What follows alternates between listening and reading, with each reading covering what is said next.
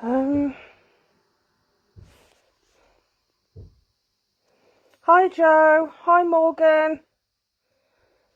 Oh, no pressure then, Joe, hey? Just wait for a few more people to arrive. Can anyone hear me okay?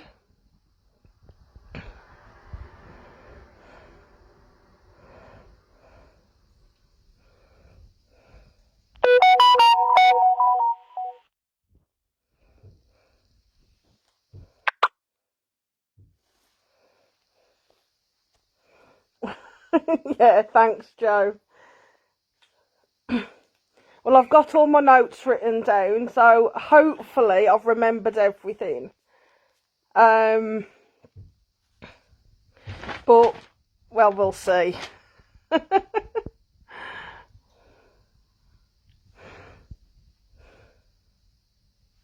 Yeah, I'll just give it a couple of more minutes, just to see if anyone else wishes to join before I start.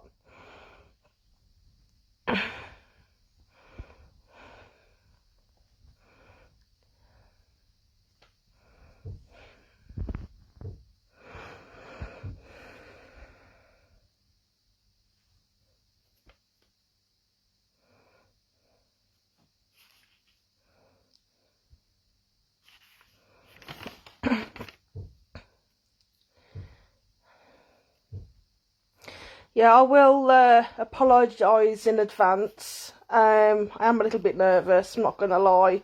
I'm not one for public speaking. But hopefully you all enjoy it as we get into it. And hopefully when I get into the swing of it, I'll enjoy it a bit more as well. So we'll, yeah, see what happens.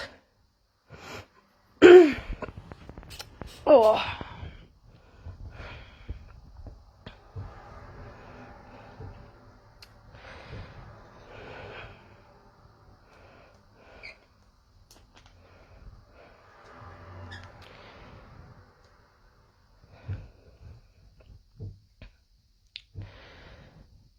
Right, okay. Well, for those who don't know me, my name is Lynn Pallatina. I am a dog trainer from Staffordshire. I co-own Pallatina Sports Dogs, where we obviously concentrate on various types of dog sports, from Ringcraft all the way through to agility and hoopers as well. And we're hoping to further expand as time goes by. I have been showing now for personally about 6 years. I started off when I was a lot younger with a German Shepherd, and unfortunately things didn't work out with him, so I took a back seat. I started helping a couple of friends out with their dogs in different breeds, and then I decided that I wanted my own show dog. But one thing that I learnt when I was around different breed rings was the amount of aversive handling that was going on. And I know that not every breed's the same, not every handler's the same, so please don't think that I'm tarring everyone with the same brush, because there are some fantastic handlers out there. But I thought there's got to be another way to do this. And so after going around different Ringcraft clubs in my area and a little bit further afield, I decided that none of them were ticking my boxes and that I wanted for my own dogs. Hence why eventually I set up my own. Some of my accomplishments are with one of my own dogs. I've made him up to a champion. He's currently sitting on 7 CCs with 2 best of breed wins at Crufts. And I think a lot of that is down to the bonds that we have with each other and the fact that he loves what he does. So what is Ringcraft? To cut it well, short and sweet, really, the Ringcraft is the art of showing a dog, and I do think of it as an art form. And some of the things to consider if you're thinking about showing is making sure that you've got a KC registered dog of good type, and to figure out if your dog is of standard, by all means contact your breeder or the breed club secretary or even other handlers in your chosen breed. And also check your dog against their own breed standard as well. Because obviously, the breed standard, sorry, I'm reading my notes as well. The breed standard is basically the written image of your dog. And it makes them look like why they look like, and also the way they act as well. So it's really important that we follow our breed standards. Because if we didn't, a Labrador wouldn't look like a Labrador. A German Shepherd wouldn't look like a German. They'd all be very hit and miss, a lot like some of the crossbreeds that we're seeing quite a lot of at the moment. It would all be very higgledy-piggledy, and we wouldn't know what was a good dog and what wasn't. And that goes for the way they act as well. Because again, using the Labrador as an example, a Labrador is not a lab if it can't retrieve. A Border Collie is not a Border Collie if it can't herd. Okay, that's quite loose terminology, but I hope you kind of understand where I'm going with that. Right. Obviously, in the UK, we have a different system to what some of you've got from abroad. We have three main types of show. We have limit, open and championships. The limit shows are normally held by smaller clubs, and you can enter if you're a member of that club, and you can't have a dog that's a big winner at a limit show. It's all for beginner, fun-based type of entry levels, which is fantastic for people who are just starting out. I would highly recommend that if you've got any limit shows around your area, please support them, because they are quite small, and it's a really good place to get your foot in the door and to socialise your puppy or your older dog as well.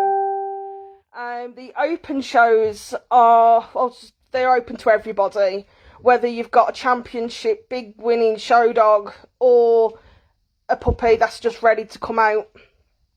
They are a lot of fun, and I find that with the open shows you get quite a variety of different dogs, especially competing in the same classes if you enter the AVNSC, which I'll cover shortly. But then obviously we're going to go on to equipment. Most show handlers will show their dogs either on check chains or on martingales, or ropes, rope type leads, depending on your breed. This is where I do feel that the show side of things has been left behind a little bit, and this is where it can be left open to interpretation as well with what we do with our dogs. But I'll cover that a little bit further down. The other two good pieces of equipment that you need for showing a dog is a crate. A good, solid, sturdy crate that can help your dog keep safe. It can act as a good solid resting point, which is really important for, because obviously most shows last all day, so you need somewhere for your dog to go and relax. And an optional extra, so to speak, is something to video yourself on. I find that videoing yourself especially can be really, really helpful for correcting little things that you might be doing wrong while you're showing your dog, especially during training sessions. I find that invaluable. Sorry, as I said before, I am a bit nervous, so I do apologise. Right, so as I said before, getting started. First of all, you need a dog that is KC registered under the breed register, not the activity register. And you also need to have some type of mentor. A mentor can be a fellow handler, a friend, a family member who has shown dogs before, or it can be your breeder. Personally, my mentor is my breeder, and I also talk to other people within our community as well, and it is really beneficial to get different opinions on what you're doing. And yeah, so going back to the training,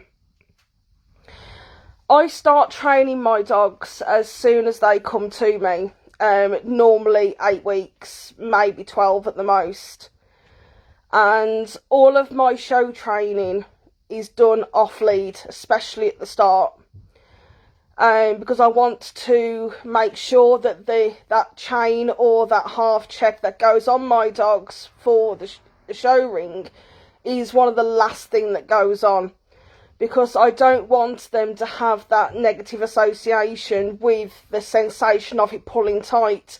I don't want to eliminate the chances of my dog hurting itself using that equipment. So from about 8-12 weeks, my dog is taught loose lead walking without the lead. So basically just follow me games.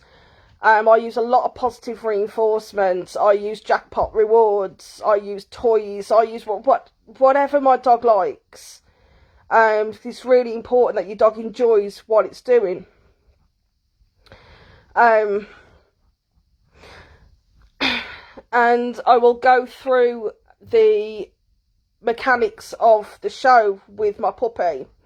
So I will start them off usually in the kitchen, somewhere where they're quite confident and quite happy to be in. And I will practice just walking up and down. And every time that they are there with me after a step or two, they get that rewarding. Because I want my dog to enjoy what it does. Because from personal experience and watching various breeds all throughout the groups, I find that you can tell which dogs are enjoying what they're doing, and that's what I want for my own dog. For the standing work, I take it right down to basics. So I'll have my dog just stood in front of me. I could be kneeling on the floor, I could be standing up, I could be sat on the settee. It really doesn't matter. And all I'm doing is jackpotting, which basically means my dog is getting several treats for one behaviour. And right at the start, I'm not telling my dog what to do. I tend to use a lot of shaping. And shaping is basically where you're building a behaviour. You're not telling the dog what to do. The dog's figuring things out for themselves. So what I tend to do is have my dog in front of me. I will give them 2 or 3 treats then I'll walk off and go and stand somewhere else. And because I've got the good stuff, my dog tends to follow me. Okay, you get the odd few that need a bit of help and a bit of encouragement, especially at the start. But if you've got a really foodie, motivated dog, we can certainly build on this a lot quicker. Then obviously, if my dog stands in position, I'm not looking for a correct show stand. I'm just looking, is their bum off the floor? Are they standing up at this point? And I will give them another 3 or 4, 5, 6 treats, whatever it may be. And then I'll go and stand somewhere else. And we repeat that. We basically kind of work around a clock face. But I try to keep my positioning very random. Because I don't want the dog to anticipate on where I'm going to be next. I want their attention to be completely on me and what we're doing, not on the environment.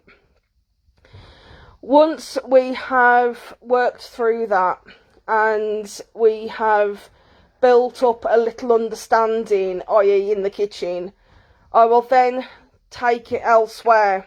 So I may do it in one of the bedrooms, or I may do it in the backyard, or somewhere where it's still quite quiet. There's not many distractions going on, but it's just somewhere a little different.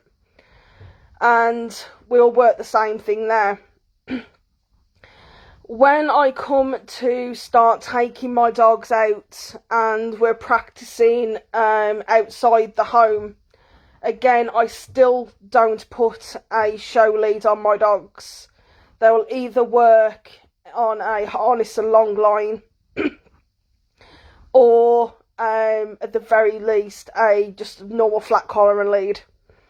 And I'm playing the same game again. I tend to use a car park. That's usually my next port of call, because again, it's somewhere different, but it's a little bit quieter than over the field.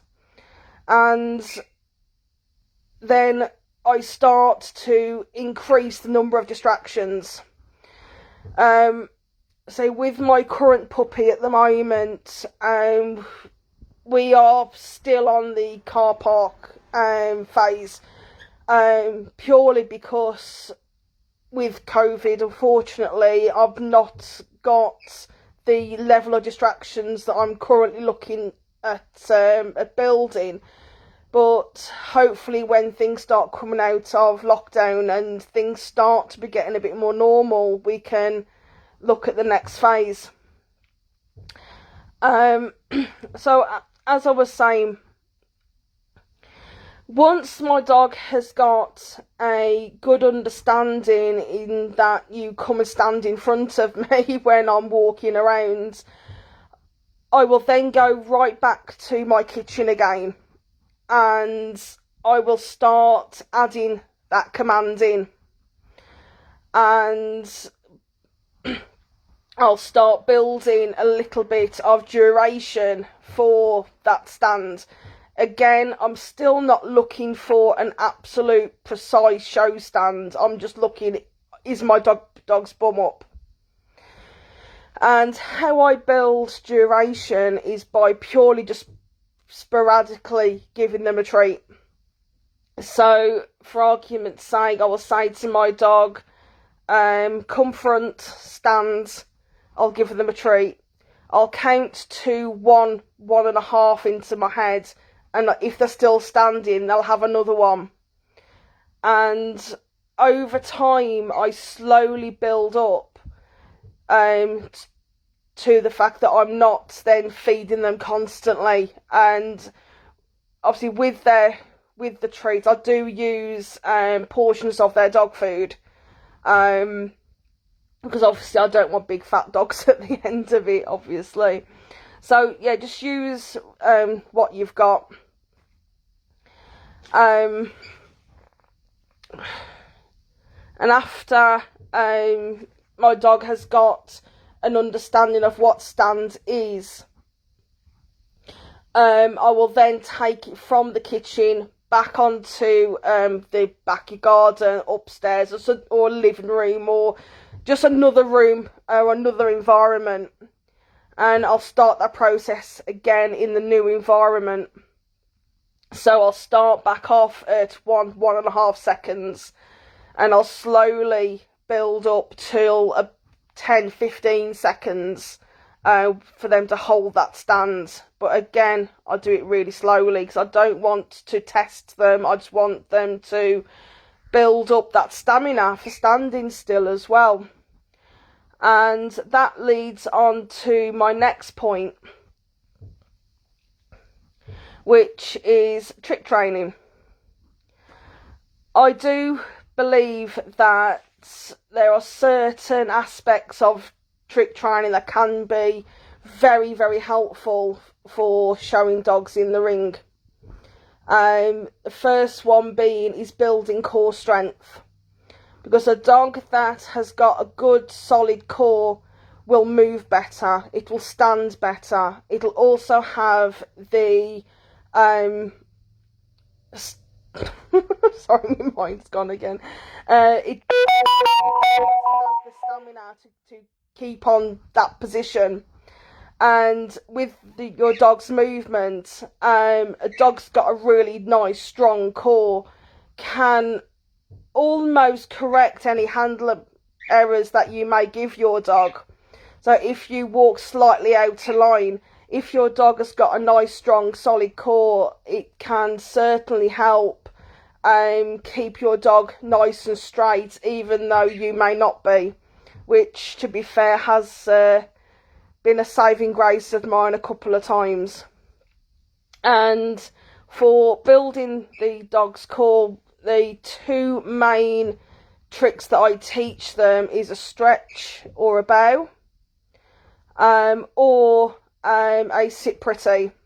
And again, I work really slowly. I tend not to teach the sit pretty until they're about 12 months old, purely because it takes a lot, and a young body is going to struggle with that. I'd rather set them up for success rather than them struggling later down the line.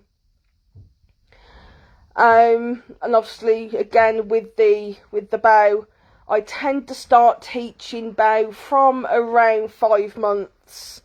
Really quick, really loose, and I'm just jackpotting whenever they're getting it right.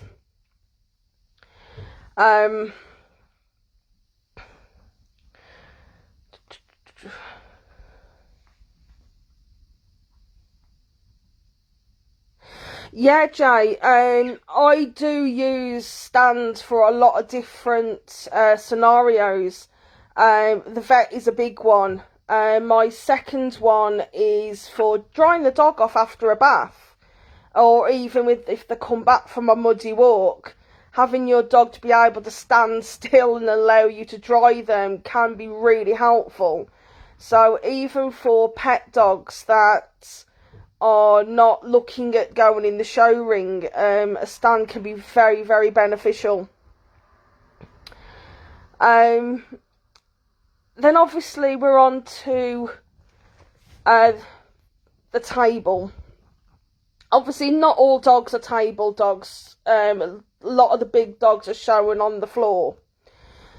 But for the small to medium dogs, again, even pet dogs I would do this with for vet visits or grooming or things like that. Hi Jamie, yeah, that's fine. You've not missed much really. What I tend to do is I start this pretty much from day one. As soon as the puppy comes home to me, I will put them on the show table and I will give them their dinner. And I have the table quite low to start with, and obviously I always make sure that I'm there with them, because obviously I don't want them freaking out, and I certainly don't want them falling off. So I tend to have their harness and lead on, or the very least a collar and lead, but preferably a harness, just in case they do fall. and so you've got that little bit of safety assurance there. And another thing that I will do with the table is that if I'm not feeding, or if the dog isn't quite ready for eating their dinner off the table, I'll have it set really low so they can just step on and off. And I'll start rewarding for 2 feet on, and I'll slowly introduce getting all 4 feet. And as the dog goes onto the table, I will obviously just throw some treats at them, but I don't feed them from my hand, I feed them from the table. Because obviously I want the table to be the good thing, and I'm pretty sure if Jo's still here, she will testify how much my dogs love the table. My younger male, if I'm not careful, he will jump onto the table full height, and I have to kind of catch him mid-air because he loves the table that much. And what I tend to do is I'll give them, like I said, a couple of treats. But as the dog's on the table, I will literally just throw the food onto the table. I don't feed them from my hand. So all of the good stuff comes from that table. Yeah, they do, Jo. And then obviously as time goes by, when they get really, really confident on there, I will then start asking for a stand. So to start with, I'm quite happy for them to sit or even lie down on the table, however they feel comfortable with. Because at that precise moment in time, all I'm looking to build is that confidence of being on that table. I just want them to enjoy what they do. And over time, as I was saying, we will then start asking the dog to stand, which I tend to do after I've done my stand training outside and I've already introduced the stand command on the floor, and the dog has got an understanding of what stand is. Then I'll start for asking it on the table. As there is obviously, as an extension of that, I'll also ask my dogs to stand on benches, stand on walls, while we're out on a walk. I have got quite a few pictures of my dog standing in trees and some really weird places. Against it all, it builds this positive association with being up high. My puppy, she struggles with height, so I'm having to work really slowly with her and to really build that confidence up. We're getting there, but it's really important to go at your dog's pace, not to push them too hard, because the last thing we want to do is to knock any confidence that we're currently trying to build. Then obviously from standing on the table, I then look at examinations. With the examinations, I always work when the dog is relaxed. So I start off with when they're falling asleep on your lap or on the settee, or, you know, they're not asleep, but they're just completely relaxed. And I'll start messing with their feet, messing with their ears, and I will drop them the odd treat when they are still showing me that nice relaxed behaviour. And once the dog is fairly comfortable with me going all over them, I'll then transfer that onto the table or the wall or the bench or wherever it may be. And one thing that I feel is really important especially with young dogs, and especially those who are lacking a bit of confidence, is when you're messing around your dog's head, try to always avoid from going from on top. Try to go from underneath first, because if you think about it from their perspective, that's quite threatening, going on top of them.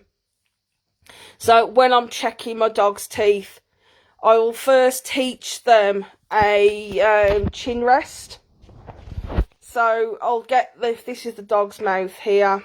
I'll make a cup with my hand, and I'll get the dog to rest their chin onto my cupped hand, and I do that via luring.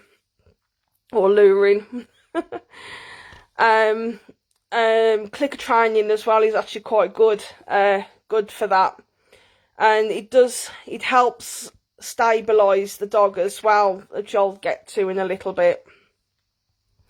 But with checking the dog's teeth, I always go from the sides rather than from on top. And what I'll tend to do is I'll have the dogs resting here, and I'll use my thumb just to flick their gum up. And as I do so, I will then give them a marker word and then produce a reward for that. Then over a period of time, I will then obviously build up the duration of having their mouth messed with. But to start with, I'm just looking for nice, calm, relaxed behaviour while we are just slightly messing with that part of your dog's anatomy. But so the most important thing with dog showing, keep it fun. Is the dog enjoying himself? Are you enjoying yourself? I want to make sure that every training session, my dog is tails up, they're wagging, they're happy, they are excited, they want to engage with me and do the activity that we're doing. Which goes back to one of my first points about the equipment. Having a video camera videoing your sessions can really be good, because you'll be able to tell when you look back, did I do that session too long? Or is my dog enjoying himself or herself? Do I look a bit bored? Do I look happy? You can tell an awful lot from just little videos. And again, especially with young dogs or young inexperienced dogs, keep the sessions really short. My stand sessions tend to go on for 30 seconds at the most, and I'll give my dogs a couple of hours break, and we'll have another go later on in the day.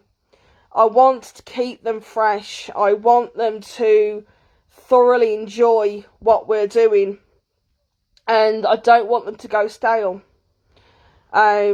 which is where, you know, you can see, especially some of the older show dogs, and they're going round the veteran classes and they look bored, and you can certainly tell that at that point they need things switching up a little bit. They've lost that fun, they've lost that spark, which obviously we're trying to avoid.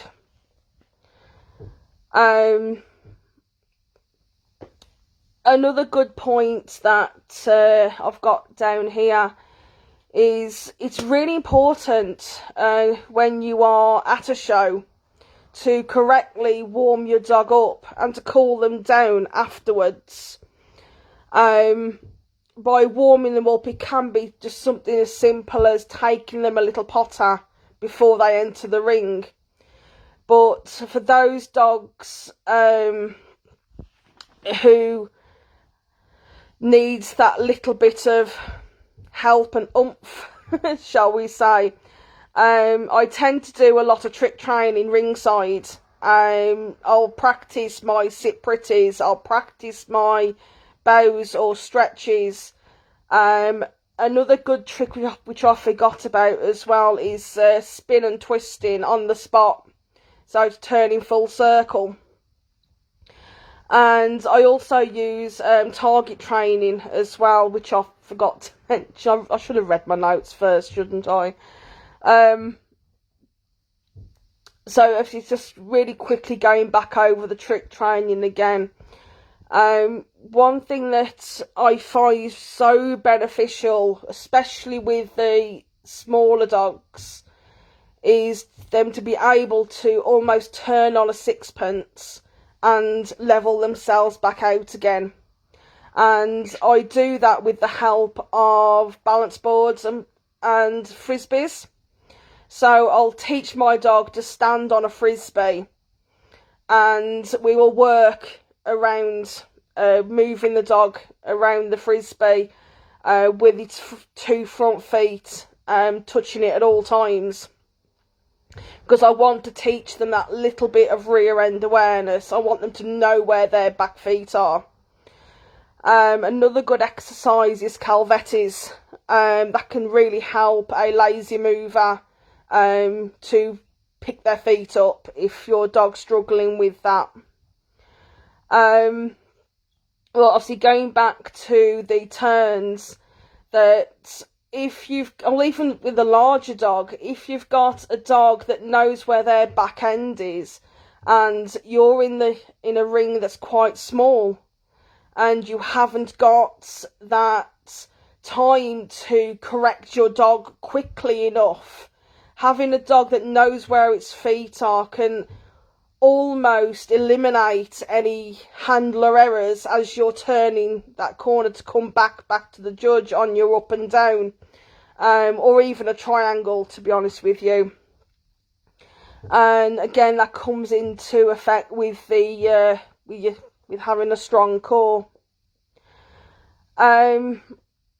Another really important point is making sure that your dog has correct rest periods at a show. Shows, as a general rule, are very busy. They are highly stimulating. And if you've got a dog that's not in the ring till later in the day, you need, or even if you've been in the ring and you're expecting to go back in later, it's really important that your dog has a place to rest and completely switch off from the environment, so they are fresh and ready to go when you pick that lead back up again. And I tend to use dog crates, and to be fair, most handlers that I know also use crates for that reason. And I tend to cover them up with a blanket, or you can get proper crate covers, things like that. But at home, before you get to the show, you need to be able to teach your dog how to relax in a crate. So proper crate training is really important. Right, so my last little thing that I've got before we go on to any questions or comments that you may have is why I think R+ training works. First and most important point of that, I believe, is that the dogs enjoy what they do. You can certainly tell when they are completely in that situation, and it also helps prevent dogs going stale later down the line. It also obviously builds confidence for both the handler and the dog, because obviously when you see your dog completely enjoying themselves, you kind of forget everything that's going on around you. And you know, I think sometimes we all need to be a bit dog. It also creates a bond, with your dog through the trick training, through all the background work, and you end up with a dog that completely gets you. They understand what's expected. They are willing to follow instructions. They they enjoy working with you, that working partnership. It really helps with that. Another point is the excitement can help catch a judge's attention, because if you've got a dog that is completely standing correctly on their toes, ready to go, next to a dog that may be of equal quality but just looks very flat, it could potentially be the difference between a first and a second place.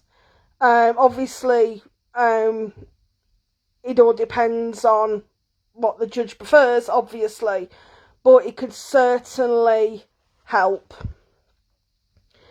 And as I've said, it can help elongate a dog's show career and helps prevent them from going stale.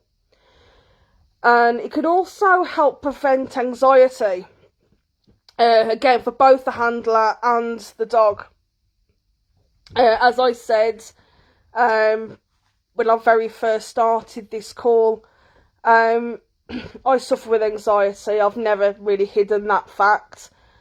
And having my dogs in the ring, I can see how much they're enjoying it. I can see how much attention, how much effort they are putting in for me to get it right, that I kind of zone out everything else. I'm just concentrating on my dog. Is my dog enjoying what they're doing? There's been so many times where I've kind of nearly missed the judge pointing to me, because I'm so wrapped up in making sure my dog is happy and they're enjoying what they're doing. And obviously that goes back in with the handler confidence as well. Right, so have we any questions or comments or anything that people want to say? Or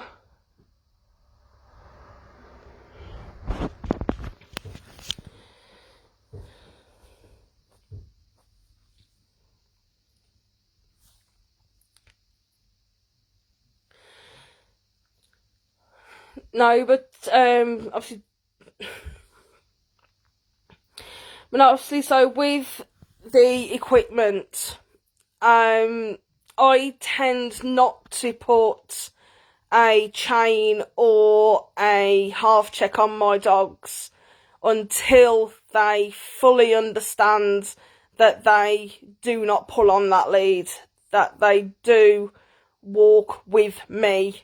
And as I said, even my older dogs, a good 90% of their training I do off lead. Yeah, definitely, Jay. I think that dogs have a really good rapport with their handlers and can certainly help ground you when you need it. No, thank you, Jamie. Yeah, obviously with the frisbee, I used it to help my dogs turn corners. So if you've ever done competitive obedience or something like that, it helps them keep their back end in. But I do it slightly differently, because I don't want competition heel work in the show ring, obviously. But it certainly helps turn the dogs quickly and well, because obviously we want them to, as they come out of their little circle, we want them to come back out straight, because the quicker they come out straight, the more opportunity you've got to show the judge what you've got on the other end of the lead.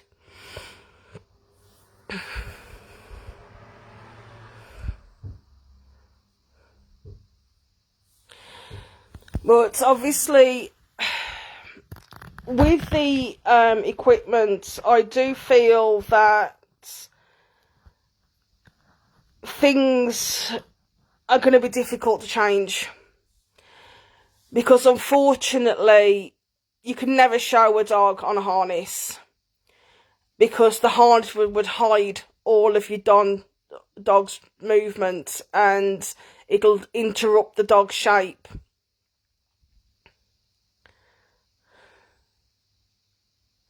Yeah, definitely, Jamie. I find that even for rally, the frisbees can be amazing. Or even just walking round a pole to help keep them in line can be really helpful. And with as I said, with the chains and whatnot, unfortunately, I do use chains because they are easier to hide around the dog. They disrupt the dog's outline far less than what a half check does. But I don't introduce them until my dogs are completely understanding of the rules, that we don't pull on the leads, that you walk next to me. So when my dogs have got them on, the lead is completely irrelevant. If I could show my dogs off lead, I would be far happier, but unfortunately that's not going to happen anytime soon. Yeah, definitely. I'm yet to try one, Joe. I have been looking at them, and I can't quite decide if I like them or not. But no, well, thank you for that. I'll have to have another look at them, because that could be a good alternative. Because obviously at the moment I'm using chains on the boys. But again, I try to keep them as loose as possible, and which is why I do all the background work with my guys, so they know that the lead is irrelevant. The lead is only there because it has to be. All of my background training is teaching my dogs how to show without that lead on. And so I can just roll up at a show, stick a lead on, and I can just pretend it's not there. And that's how I try to work mine. But I'll certainly look into the nylon check collars, and if I could find any, I will certainly add them into the description of this webinar, so people can have a look.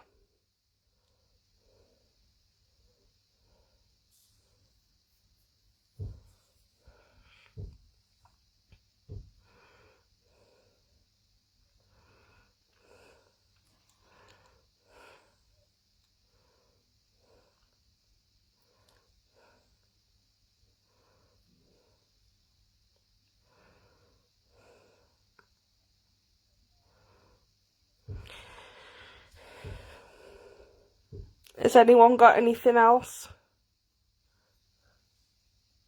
Oh, thank you so much, Joe. I really appreciate that. After again, for those that who don't know, Joe is actually my mentor and breeder of both of my boys, so that's really nice. Thank you.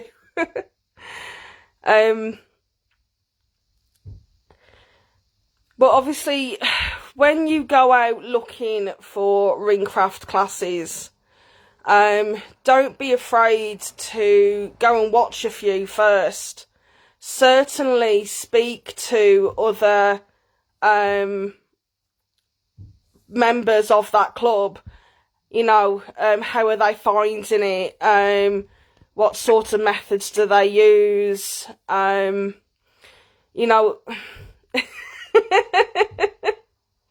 Yeah, I know, Joe.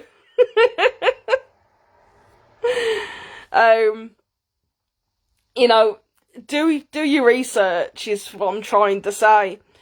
Because unfortunately, I have been to some really dodgy ones where they are yanking the dogs all over the place, and the dog is literally standing there shaking like a leaf, and the handlers are still giving these corrections out, and you're just like, what are they doing? So I'd certainly recommend that you go out and look at different places and try to go for a couple of weeks. Obviously with or without your dog, that's obviously your choice. But I would certainly look at going for at least about 3 or 4 weeks, because then you start to see the true picture. Because I've been to a couple that you go on the first night and everything's hunky-dory because there's somebody new there, so everyone's on their best behaviour. Once you've been there for a couple of weeks, people slip back into their old habits and you get a better picture of what's going on. Again, you know, I will say that there are some really lovely places out there, but they do take a bit of searching for, unfortunately, especially here in the UK. Which, again, as I said, led me to start my own up, because I didn't want what my local clubs could offer me. You know, some of them, as I said, the general handling is good, but you get no instruction. And others, you get the instruction, but the handling's no good. So it's a bit of a catch-22, really. And by all means, you haven't got to settle just with one club either. You can go to several, should you want to do.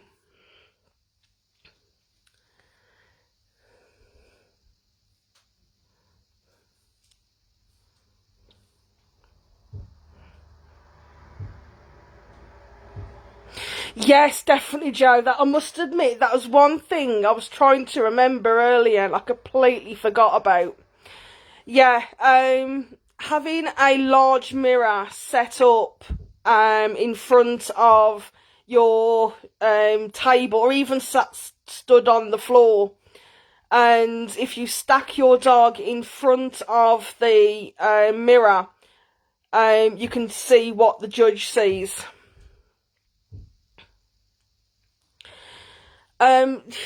Definitely, Jay.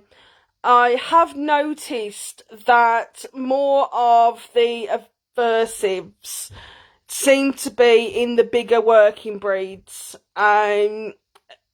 or at least the most popular of breeds where there's a lot of competition.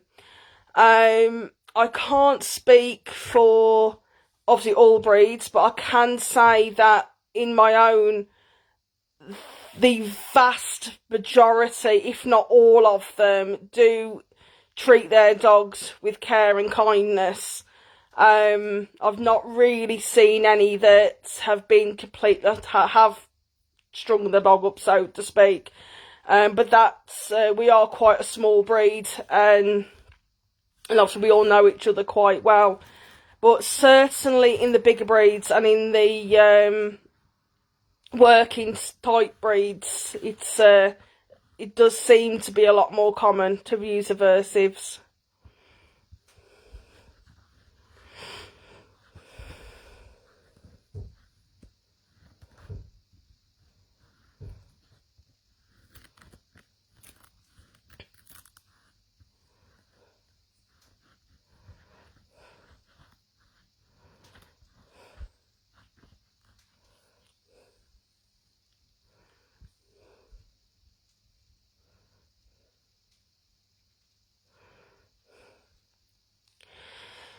Yeah, so I think that going forward, I'd like to see more people training their dogs using positive reinforcement. And I know that, for the want of a better phrase, the older generations are going to be difficult.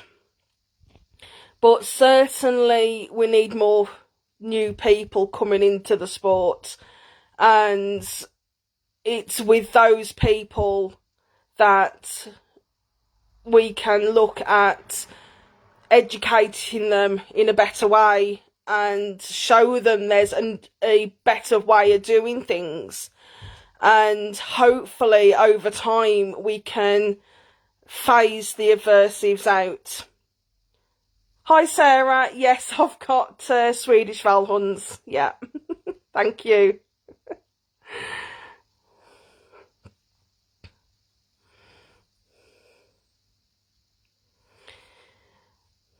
Right, I'll just hang on for another minute or so to see if anyone else has got any questions or anything like that. But I do hope that you've enjoyed the little talk. Hopefully you've got something to take away from it. I know how I have. And the biggest thing that I've learned is that I need to learn how to do public speaking a bit better. So thank you for bearing with me.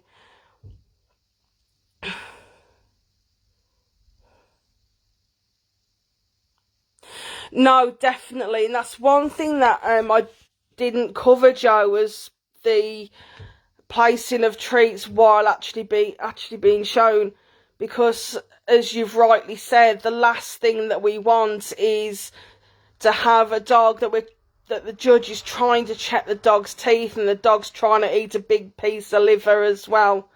So, yeah, so definitely keep an eye out on that.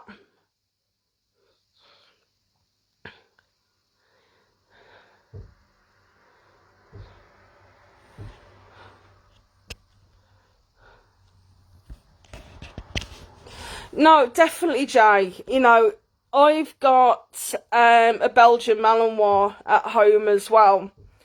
And when I first got into that breed, I was told you'd have to use an e-collar, you'd have to use chains, you'd have to use aversives because they won't listen to you otherwise. But I've found the complete opposite is actually true. She certainly listens to me a lot better when I've got a ball in my hands to when I had the other pieces of equipment in my hands. So yeah, I think breed is completely irrelevant. Every dog can be trained through positive reinforcement. Oh, thank you, Jamie. Right, well, I'll love you and leave you. Thank you so much for listening.